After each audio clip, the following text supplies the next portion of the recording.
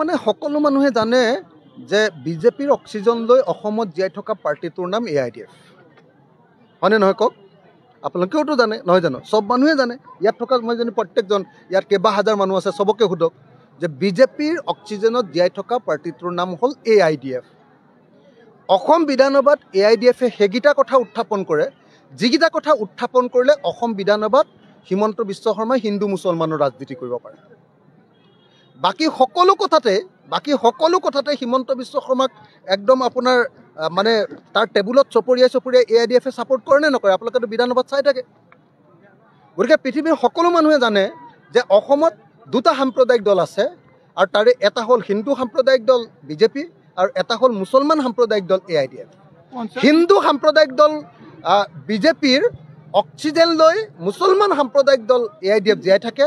আৰু মুছলমান সাম্প্ৰদায়িক দল বিজেপিৰ অক্সিজেন লৈ হিন্দু সাম্প্ৰদায়িক দল বিজেপি জীয়াই থাকে গতিকে এই দুটা দল ভয়ানকভাৱে দেশৰ জনগণৰ কাৰণে এটা শত্ৰু